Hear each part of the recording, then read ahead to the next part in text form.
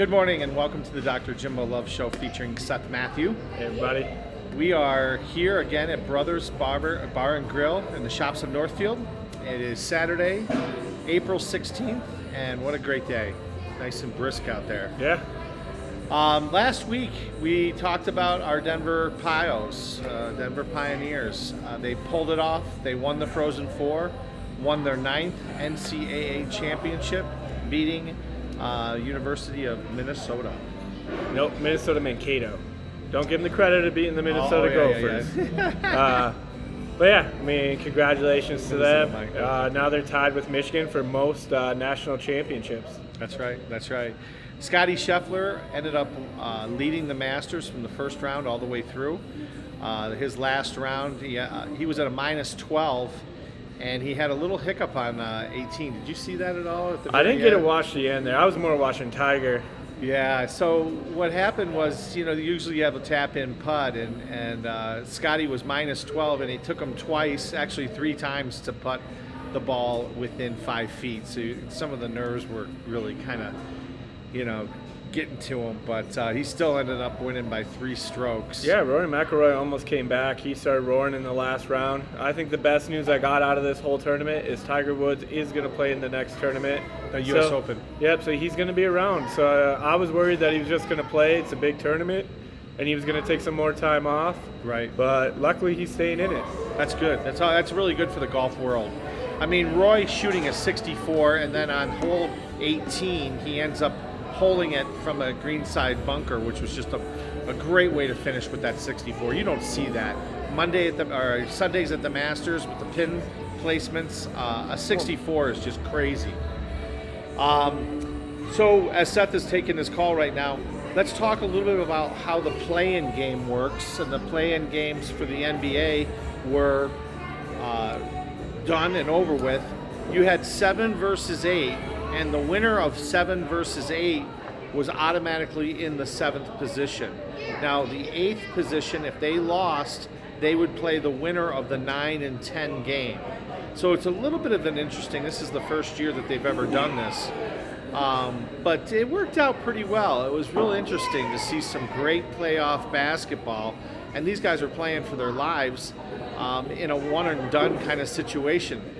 Unless you're a 7 and 8, of course, you could lose one game and still end up making the playoffs in the 8th seed.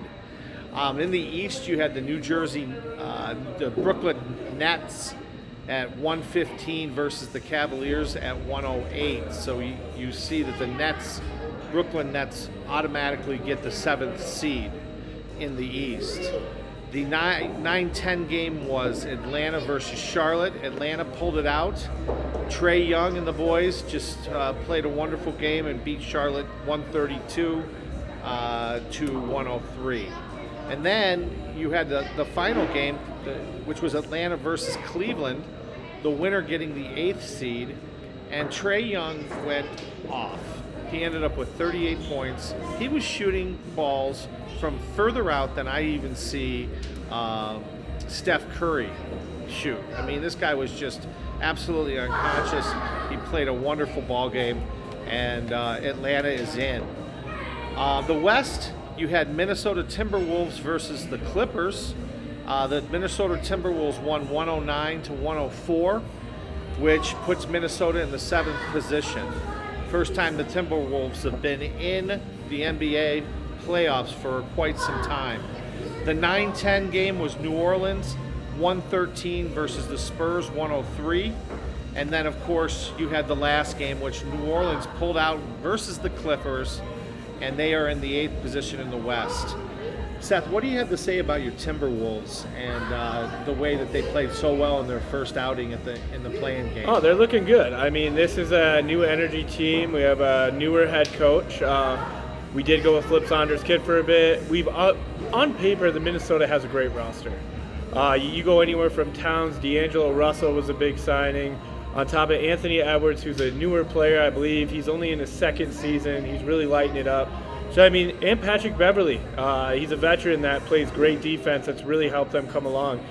If you look at the division between Denver and Utah in the division, they were only 3 games behind Utah and only 1 game behind the Nuggets. So I think that they could make some noise. It's going to be a tough matchup against Memphis, but we'll get into that here in a sec. Exactly. Now, what else, just overall, these games that you see for the play-ins, were there any other of these games that you happened to watch that stick out? I mean, I was watching Trey. I watched this Trey Young drop 38 points last night. I was really impressed. Trey Young's looking good for Atlanta. I don't know if he has enough to make a title run, but the Nets are a low seed. They could make some noise. I mean, Kyrie Irving didn't play for over half the season due to not getting vaccinated. Exactly. Now that those are lifted, he can now play. They lost James Harden to Philadelphia, picked up Ben Simmons, who hasn't started a game yet. He's predicted to come around Game 4. But either way, this Nets team is someone I wouldn't want to face in the first round. And they got the Celtics here early, so it's going to be an interesting matchup. Yep, absolutely. So just to get into where our first round of the NBA playoffs, you've got number 1 Miami versus number 8 Atlanta. And again, we just mentioned Trey Young. I don't think he's going to have enough firepower to consistently beat Miami. No, and Miami has like a lot of great players. They have Jimmy Butler, David Robinson. They also have Bam Adebayo that's down low. And the one I really like is Tyler Herro. He's really come around. I think he became like a superstar about 3 years ago. But the guy hits threes like no others, and he really can take over games. So you have 4 guys basically against a solid Atlanta team, but with only Trey Young basically to carry you. So I think the Heat handle it fine. There is rumors if the Heat were to exit early this year, Jimmy Butler will leave the Heat finally. Oh, interesting. Very, very interesting. One of the games that we are featuring is the Boston and Brooklyn game. And it's interesting. They polled 21 of the sports writers and asked them who they thought was going to win. And it came out 11-10 with Miami just edging it out by 1 sports writer. So that Boston just kind of Brooklyn. Pardon me? Boston or Brooklyn? They thought Brooklyn was going to win, but overall, if you look at Brooklyn and you look at the lines in Vegas, they are the second most probable team to win the entire Eastern Conference. Oh yeah, they've been on the top the last 2 years. They created the superstar team. Hats off to Jay-Z. But yeah, they have a star-studded lineup. You not only have Durant, Irving, you also have Dragic, who's been a great player, and you have Andre Drummond. So you have 4 big guys that can really take over. But on the flip side, now the Boston experiment has been going on for a couple of years. Ever since the Big 3 came with Paul Pierce, Kevin Garnett, and Ray Allen, they've been experimenting with the younger basically Big 3. They got rid of 1. But you still have Jason Tatum. You have Marcus Smart, Al Horford, just a solid superstar team. Now, the thing was they didn't know if they had enough of Tatum and Smart, but Boston has proved this year that that duo is enough to take you far and give you a shot at a championship. So they're missing Robert Williams III, which is their center. And then, of course, like you said, Simmons may not be able to play until like the 4th or 5th game of the series. And my favorite thing, though, about Boston is like even though Robert Williams III's gone, I like Tice. He's another center that they got. He's not going to put up a million points for you, but he plays solid D. Probably gets maybe 6 to 8 points a game, but he's a big factor, and I think he's going to do fine. But, Boston has that superstar power. Durant and Irving can take over any game. If they both go off, you're probably losing by 30. So I look to Brooklyn to take this one. Yeah. Well, it's going to be interesting. And Vegas says it, has Brooklyn as well. So we'll have to see how that goes. The third series that's in the East is the Milwaukee Bucks versus the number 6 Bulls. And our sports writers, 21 of them pick the Bucks in 5 or 6 games is usually pretty much what they think. That doesn't look very good for the Bulls. Doesn't really fare well for the Bulls. What have you got on the Bulls? So the Bulls have taken a long time to get back to being good again. I haven't seen them in the playoffs in quite a while or any type of relevance. But Zach LaVine, which came from the Timberwolves, and they also have Caruso, who's injured. I wish he was in for this game. But the big ones here is you're playing the returning champs, and nobody really left the Bucks. Giannis, last time they played, Chicago lost, and Giannis put up 34 points, 16 rebounds, and 5 assists. Wow. So I think the big thing here is they got to find a way to contain Giannis, which it's damn near impossible to do. It's almost impossible. The guy is just such an amazing ball player. But they also have on the Chicago side, even without Caruso, you got DeRozan, Vujic, and Levine. So you have the big guy down low and two superstar caliber players. I see this almost going the distance. I see this going 6 or 7. I think Chicago has the young talent enough to give Milwaukee a run for their money. And I don't know if you guys have watched NBA, but the Bucks, they don't play it like they play a fundamental game, but they don't play an exciting game. They play kind of a boring game, but they get the win. So I still think the Bucks take it, but it's going to take, I think, 6 or 7. Yeah, but you know, these sports writers think it's going to be either like I think it was 5.3 games, so you're basically round that up to a 6-game series. And the last matchup of the series is the Philadelphia 76ers versus the Toronto Raptors, and this one's kind of a toss-up. Everybody has this going to either a 6th or 7th game. Our sports writers are 15 for the Sixers and 6 picking Toronto. I don't understand the writers that pick Toronto. I mean, Pascal Siakam has been a great player for the last couple of years. He definitely deserves the star recognition. But you have Joel Embiid, a guy that's playing with a chip on his shoulder because you know what? He's probably going to get screwed out of the MVP again. He just can't do enough to get it. And then you're going to have Joker's having one heck of a year, you know. Not more points, basically not more rebounds. Really, he just has more assists. But Embiid's literally, they both carried their team. Yeah. At the end of the day, even Joel Embiid said, "I don't know what I have to do to win it." And honestly, I don't think you can win it. You're not liked. And that's not being mean. It's just you're not as likable as Jokic or any of these other players. Yeah. But adding of James Harden and losing Ben Simmons was a huge upgrade. And I think the Sixers take this in 4 or 5. I don't think this is really as much as a competition as people think it is.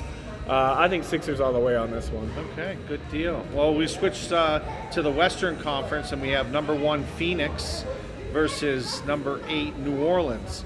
The Suns coach Williams picked up a second year, the second straight year in a row is the number 1 vote from the coaches. So that's always nice. You know, they got some great coaching down there.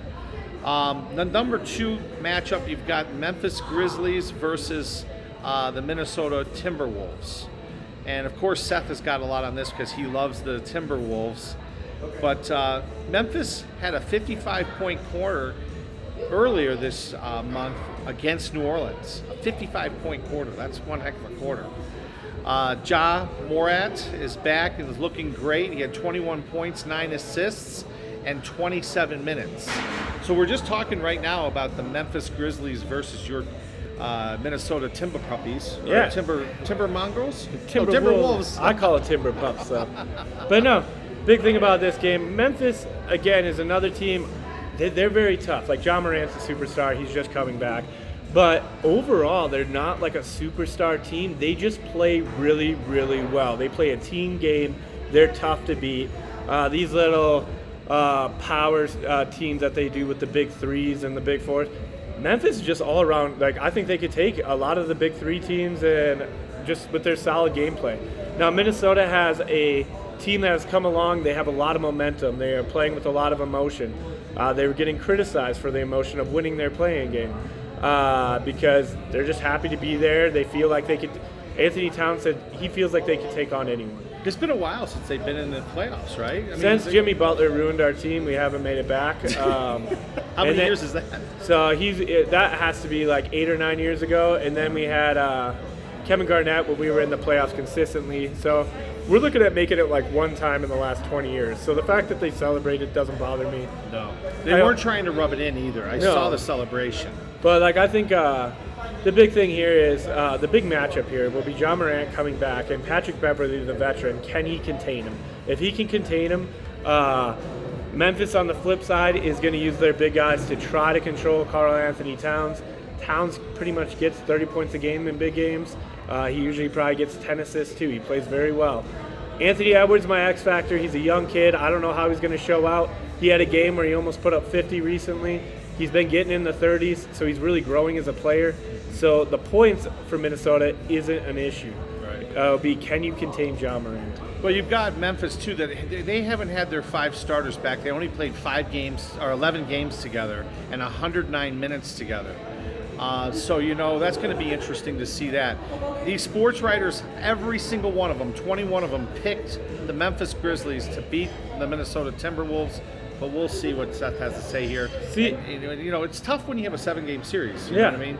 So I know for sure Memphis is favored. But you know what? I'm thinking if Minnesota is going to win it, they have to win it in 6. If they go to a Game 7, I don't think they pull it off. I think they have to get ahead early. Hopefully John Morant's a little hobbled and not 100%. And maybe they can get a Game 1. Maybe they can steal Game 2. Right. And then they get 2 home games. So hopefully Minnesota can make this a series. The last thing I want to see is a sweep. I at least want to see Minnesota get 1. In the back of my mind, I'm hoping that they win it. But, Memphis is a solid team. Yeah. Well, this is the game that you missed when you were taking your phone call. Phoenix versus New Orleans. What sticks out with you, and do you think New Orleans has, a puncher's chance? Oh, no. I mean, Ingram plays great. He's like one player, but at the end of the day, Chris Paul, we're all hoping you get your championship. Mm-hmm. This Phoenix team has been dominant the last 2 years, and New Orleans doesn't even have Zion Williams. No, he's injured. So this could be one of the few sweeps we see in the NBA series, and I wouldn't be surprised to see Phoenix just sweep them. Right on. The next series is the Jazz versus the Dallas Mavericks. The Jazz being the 5th seed, the Mavs being the 4th seed. The big story here is that Luka will not be playing first game, and he's doubtful for second game. Although league sources say that he was jogging on, basically around the facility and also on the treadmill. So that's a good sign for his calf muscle. Well, and Luka is just a great player to watch. He makes this Mavericks team 100 times better. I was shocked to see that he's played better without Christian Porzingis. I know that he had a lot of injuries, but I felt like those two could really make a run. But he's really picked it up. But with him out, this makes it a whole new ball game because now you don't have Porzingis to lean on. You don't have Luka. So they're really relying on not too many superstar players to try to carry a win against this strong Utah Jazz team. Yeah, I was just seeing, Utah Jazz, and this is a rarity for the NBA. They've had their core squad together for 6 seasons. Mm-hmm. They lost last year to the Clippers, and the year before that they lost to our Nuggets in the bubble. So, people are expecting big things out of this Utah squad, so we'll have to see what happens. Definitely they got the luck of the draw playing Dallas without Luka. Yep. And then, of course, the last game is the one that, of course, we hold close to our hearts, maybe even you, even though you're a Nuggets fan too. I like them. You got the Nuggets versus the Warriors. I mean, everybody, all these sports writers has the Warriors winning. Matter of fact, 20 out of 21 are saying that Denver will lose this series. Steph Curry is back, which is not good news for the Nuggets, and it doesn't look like we're going to have Porter or Jamal Murray for this series. So Denver, again, is playing with one hand tied behind his back. Yeah, and I mean, that's the thing, though. When you run into playoffs, injuries always play a big factor. We've seen it with the Avalanche when we lose like a crucial guy when it comes to a big series. And you know what? Right now, it's Jokic and Aaron Gordon that have to carry the team. And they're both great players, but when you're facing a talent like Steph Curry, Klay Thompson, you have Draymond Green, Andre Iguodala. The only person they're missing is James Wiseman, but they don't need him because Curry can go off for 15 three-pointers in a game. He literally is an unstoppable force. Now, I think Jokic is going to put up some great stats. I think the Nuggets aren't going to get blown out each game, but I think they are going to get edged out in most. So I could see this being a 4-1 series where the Nuggets... you think it would only go 5 games? I could see that happening when it's all relying on Joker. Now, don't get me wrong, the Nuggets have done a great job. Mm-hmm. But Warriors, if we remember right, we're number 1 in the NBA at one point. And then Steph Curry was injured, and they fell a little bit. But at the end of the day, with him back, they are a number 1 team in the NBA. That's a tough draw for us. I would have loved to have seen us be playing against the Mavericks. That'd be a lot easier matchup for us. Oh, yeah. So... Well, again, we're going to switch back a little bit to hockey. Unless do you have anything else you want to talk about with the NBA first round? No, right now we're just going to have to wait and see how this plays out. Because you know what? The NBA is a lot like college basketball. I mean, I like this 7-game series. But, sometimes these teams that we don't even think stand a chance will extend it. Now, will they win the series? Probably not. Yeah. But we could see some 6-game, 7-game series that we don't see. I mean, I think the one I'm really curious about is Brooklyn and Boston. Oh, big time. And you know what? I am very intrigued by this Chicago team against Milwaukee. Milwaukee has had games where they look like the best, but they also don't show up every game. So it'll be interesting to see how this younger Chicago team comes out against them. Yeah, yep. And this is, folks, this is a great time of year to watch NBA basketball. This is when I usually start tuning in, minus, picking up Nuggets games here and there. It's some of the best basketball you're going to see in the world being played. I was watching Trae Young last night, and I mean, this guy was shooting shots that were Steph Curry length, but even further out. And it's amazing how good these guys are. And they're the top in the world. So definitely tune in. Come down to Brothers. We are here in the shops of Northfield. Today, what do we got going on? Do you know what the first couple games are today? Did you get I a just chance saw to check? Luka out on the court, so I don't know if Dallas plays early right now. Wow, okay. But yeah, to talk a little bit about our hockey, switching gears back to that. Absolutely. Colorado Avalanche are doing phenomenal. They are 1 game ahead for the President's Trophy. We won it last year. We have 8 games left, and we're playing the Carolina Hurricanes tonight. And you know what? We're 9-0-1 in our last 10. Carolina is a great team from the East, but they are 5-4-1. Mm-hmm. So hopefully we can continue the winning streak. Now, we've been missing Landeskog in the last 2 games. We've been missing Kadri. But you know what? I still have us picked for tonight. I think the difference from the East and the West, which is crazy, I was looking at it this morning, only 1 team in the West, which is the Colorado Avalanche, is solidified for playoffs with 8 games left. Wow. And they're solidified in their spot. Now, in the East, 6 out of the 8 teams have already been chosen. The difference between the 4 seed and basically the 9 seed of missing playoffs is less than 2 games. It's less than 3 games. So they're separated by like 5 points. So if you stumble right now, even though you're 4th in the West, you could fall out of playoffs. Wow, that's something.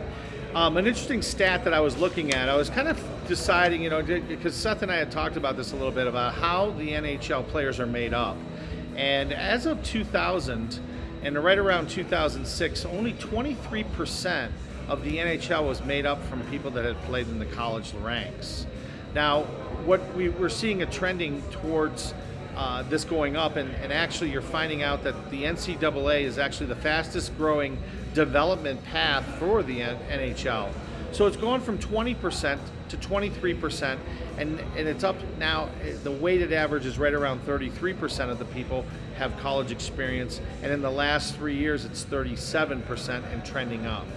So that's kind of interesting. Now, we talked a little bit about this last week, where we've got Bobby Brink. He's already playing with the Philadelphia Flyers. Seth informed me that he has 1 assist in his first outing. Yep. Also, too, University of Minnesota player Ben Myers is with the Avalanche. Caught on. Didn't he have an assist too? No, Ben Myers has not started yet. Oh, but they say okay. They say he's gonna make an impact right away. We also have, and he's from Delano, Minnesota, so he's a local kid from Minnesota. You have Wider Mott that came from the University of Mankato, who is the captain there as a defenseman. The Avalanche signed him, but it looks like he's going to go down to the Eagles, but they still have him listed on ESPN on this roster for the Avalanche. I know they have an injury right now in defense. It'll be interesting to see if they let him get a game in before he goes back down to the Eagles. Now for the St. Cloud State, Nolan Walker signed with, he's at the AHL affiliate, Toronto Marlins. Kevin Fitzgerald, which was the 5th-year player, grad student for St. Cloud State. He now is on the South Carolina Stingrays for the AHL. Seamus Donahue, the player for St. Cloud State, also South Carolina Stingrays. Easton Brzezinski's on Hartford Wolfpack for the AHL. And Henrique is on the AHL team for the LA Kings. So St. Cloud State had 5 or 6 guys go pro after this season. Well, that's great. And you guys had your 23 guys returning from your championship run team that made it to the final game. Yeah. Curiously, the one person that is not drafted is the Hobie Baker winner, Dryden McKay. And he's from Minnesota State Mankato, the goalie. nobody, there was some talk about Toronto Maple Leafs picking him up. Yeah, and then they talked about the LA Kings, and there was talk about the New Jersey Devils saying, is he the answer? And, his size is playing a huge factor in this. He's 5'11". Yeah, and I don't know if they're going to put him in. A lot of goalies are over 6 foot. It's going to be very interesting to see if he gets signed. Now, I'm surprised somebody didn't sign him and just, hey, go to the AHL team and let's just see how you do. Exactly.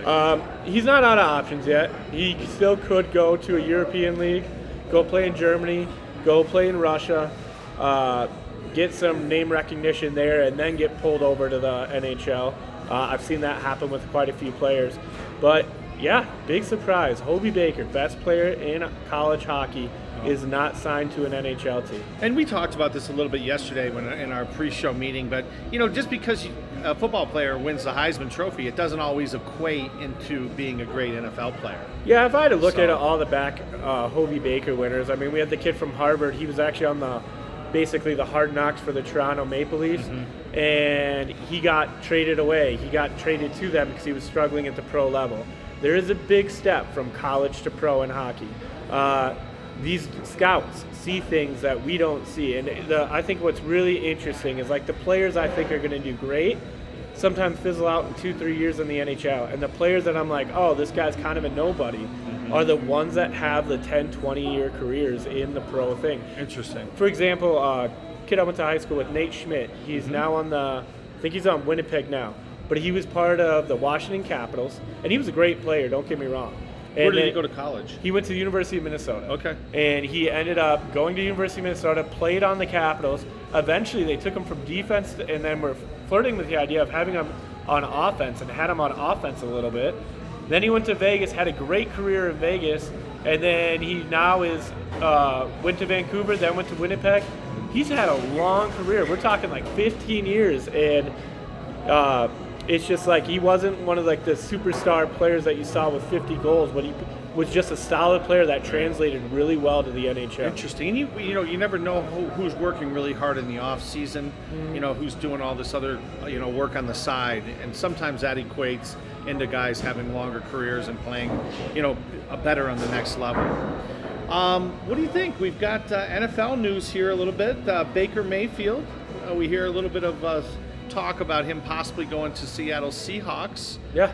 They may trade him with, they think, a 4, 5, or 6 round draft pick. Yeah, he's trying to get out of there. I don't blame him. I'd feel disrespected the way that they've kind of treated him. But the big thing was he really wanted to go to Indy. That didn't work out. Matt Ryan ended up in Indy. So you know what? Seattle's the next best thing. DK Metcalf is still there. I'm waiting to see if he gets traded. Yeah. Playing for Pete Carroll he's a really good quarterback coach and offensive mind. So people got to remember, as much as they want to trash Baker of Cleveland didn't do anything this year. Right. He was hurt all season. He really was. He lost. Odell wasn't on the team anymore. Jarvis Landry didn't stay healthy. Nick Chubb and Kareem Hunt both got a little banged up. We saw their third-string running back coming in the game.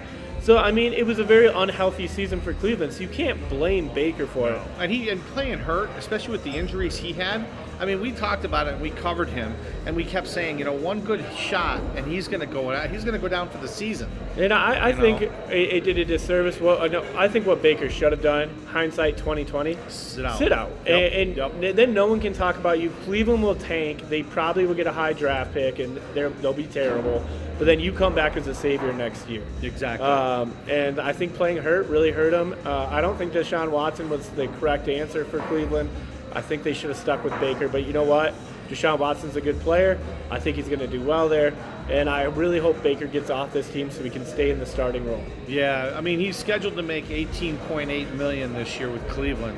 So, Cleveland dumps him. They're going to still end up having to pay probably a good portion of that contract.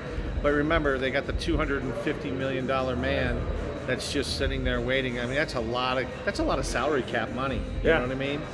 So the next thing that's up is you've got the NFL mock draft. Have you been thinking at all about that at all? A little bit. I've been watching the Vikings, and the Vikings sound like, obviously, cornerback is always their downfall, so I really hope they don't do that. There is rumors that number 99 on Georgia, the nose tackle, we don't really need one, but he's the best player in the draft at our position. So I really hope they take him, because I remember seeing him at the coin flip, double the size of everybody there, and I remember saying, oh my God, I want that guy. I don't even know the position he played at the time. Right. And I was just like, just the sheer size and intimidation that guy brings to the table, I was like, I want him. Well, so I've just pulled this up, and this is the CBS mock draft, and they have Aiden Hutchinson from Michigan. He's 6'7", 260. He's an edge player, going to Jacksonville in the first round. Yeah, he was up for the Heisman, one of the few defensemen getting up for the Heisman, and I think that'd be a good fit. You know, Jacksonville's going to grow. No Urban Meyer anymore, correct? Or is he still there? Urban Meyer is gone. Yeah, so he will never coach again. You're going to get a prediction. new coaching system. No. You got a young quarterback in Trevor Lawrence. You have some great receivers there. You add a defense there, and I think that's partially what the Jaguars' biggest struggle is. I think Jacksonville finally maybe can get up to 5 wins. Yep, and then for the second overall pick, they have Kayvon Thibodeau. Is that how I'd call him Thibodeau. Thibodeau? And it looks like that he may go, Detroit may pick him up. He's an Oregon sophomore, 6'4", 254 pounds. Trayvon Walker is projected from Georgia to go to Houston as number 3. Ahmad Gardner, Cincinnati junior, 6'3", cornerback. Number 1 cornerback in the draft, may end up going to the Jets. Evan O'Neal, offensive lineman to Alabama, looks to go to the Giants. And then, of course, Kenny Pickett, who would be my choice for the Steelers to pick up as a backup quarterback, is going to go 6th, probably to Carolina is what they're predicting. What do you think about that? I'm surprised that Kenny Pickett would go to Carolina. I don't think he's better than Sam Darnold. I don't think that it makes them any better. When I did my mock draft, when I was looking, I didn't have a quarterback taken in the top 10. When we talk about this draft, now Aiden Hutchinson's a great player. I think the Georgia player, if the nose tackle we could get him from Minnesota, is a great player. But this is one of the weakest drafts I've seen in over 10 years. Oh, everybody's talking about that. Instead of moving up in this draft, people are trying to move down and dump players and move players. Number 11, let's go to number 7. Jermaine Johnson, edge. Again, the Giants picked back-to-back there. He's coming out of Florida State, a senior, 6'5", 254 pounds. Garrett Wilson, Ohio State junior. He's a wide receiver, one of the first wide receivers that'll go. Atlanta's got their eye on him. He's ranked number 1 as the wide receivers coming in this draft. Number 9, you've got Akeem Akawan from North Carolina State. Seattle may pick him up. And we're trying to get down to pick number 12 because that's where Seth is. And his Minnesota Vikings are picking up maybe a cornerback. Which we've done a lot. We always pick up cornerbacks and safeties, and they don't pay out. Derek Stingley out of LSU. Do I think he's a bad player? No. It's just a position that we've drafted over and over in the first round, and they don't pan out. Now, the one I'm really intrigued by is what we were talking about earlier about your Pittsburgh Steelers taking a quarterback. Oh, here we go. Let's go all the way up to 20. We're going to skip all the way to 20. And it looks like Malik Willis from Liberty, who's 6'1", 219, has a rocket arm and just electric speed. And this is why I like this pick. When you look at these quarterbacks, like, yes, Russell Wilson technically came from University of Wisconsin, which you don't see a lot of quarterbacks come out of there. You see a lot of... He started at NC State. Yeah, he started at NC State. You look at North Carolina, the basketball school. They produced Mitch Trubisky and Sam Howell's in this draft that's going to go. The schools that aren't in the college championship are the schools that aren't in the top 20 programs are the ones that are producing these amazing quarterbacks. And so I'm interested to see it. Now, did I get to watch Malik Willis play a lot this year? No. Liberty University wasn't on my radar to watch their football games. No. But you look at NDSU now has produced Carson Wentz, and they produced Trey Lance. Oh, from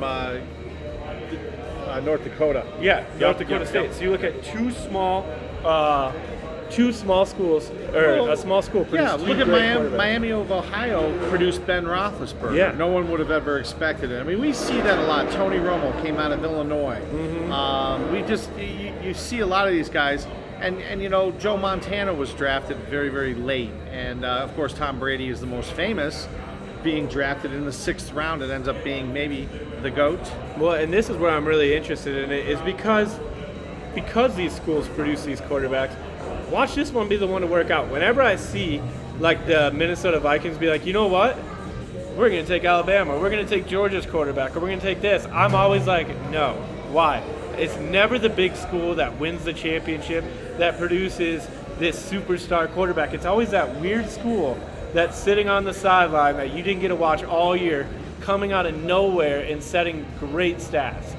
So what? How about this thought right here? They were just saying on ESPN that Green Bay has not taken a wide receiver in 20 years in the draft. Yep. And we know that Aaron Rodgers lost two of his go-to guys. He just got Sammy Watkins, I believe, went to the Green Bay Packers as of yesterday. Oh, good. Well, that's good for him. He's a speedster. Remember, he did pretty well when he was in Buffalo. Yeah, but you also got to realize, with each year, especially for a receiver and a running back, you slow down a little bit. Yeah. Sammy Watkins has been in the league quite a long time.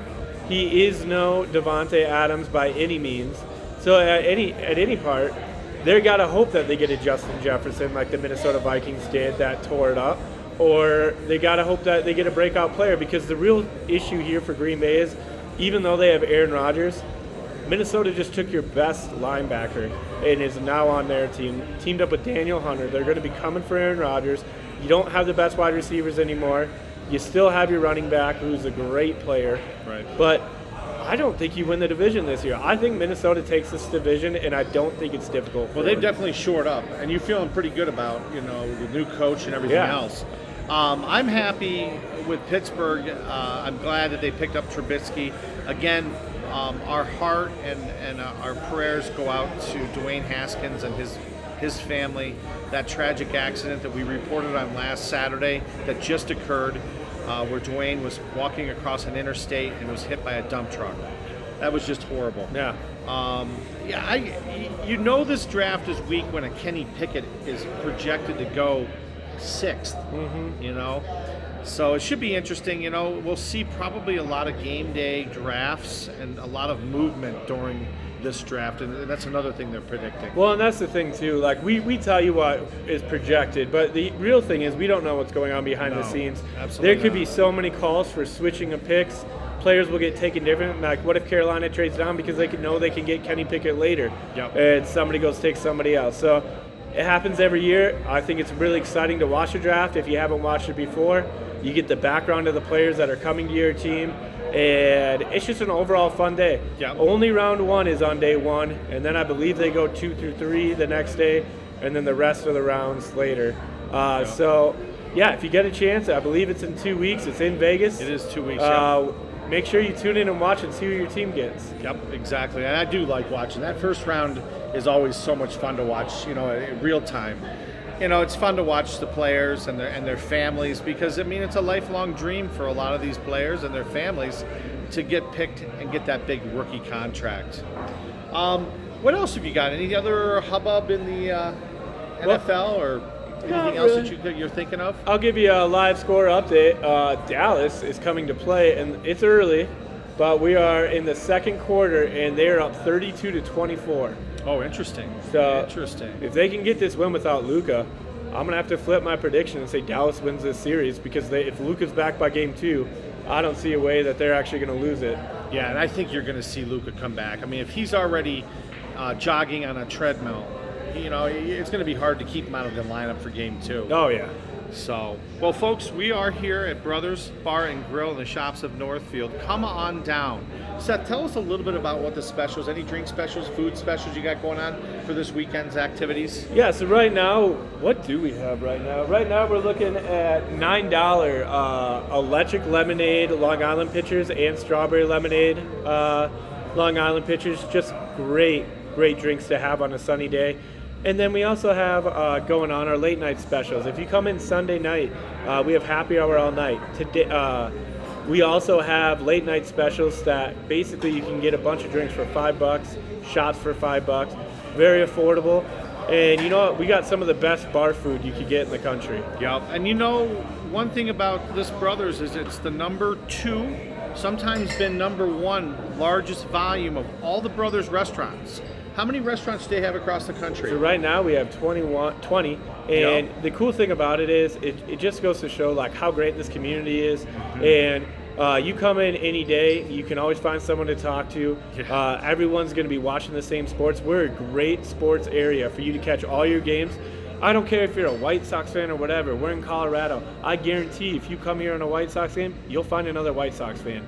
So that's kind of the cool thing where you get to meet some of your other fans. And we're probably 1.5 miles from the soccer stadium where the Colorado Rapids are playing. Yeah. So we get a lot of people coming in before the games for that as well. But yeah, come down for sure. And we want to thank you folks out there that have been going on to LinkedIn and looking at our broadcast. It's really been a good medium for us. But don't be afraid to go into YouTube, Facebook, Twitter, Getter, and Rumble. All of those, you can see our show being broadcast live. And feel free to go into the back. The back episodes are on YouTube. So, we want to thank you for the continued support and invite you to come down to Brothers this afternoon and check us out. We'll be here watching some Mavericks basketball, it looks like, going on over there. Seth, anything else that you would like to add here? No, come on down, enjoy the nice patio weather. We got TVs outside as well, and come catch all the NBA action here at Brothers. Absolutely. Well, we'll see you next week, 11 to 1 at Brothers Bar and Grill at the Shops of Northfield. Remember, folks, get out there and earn it.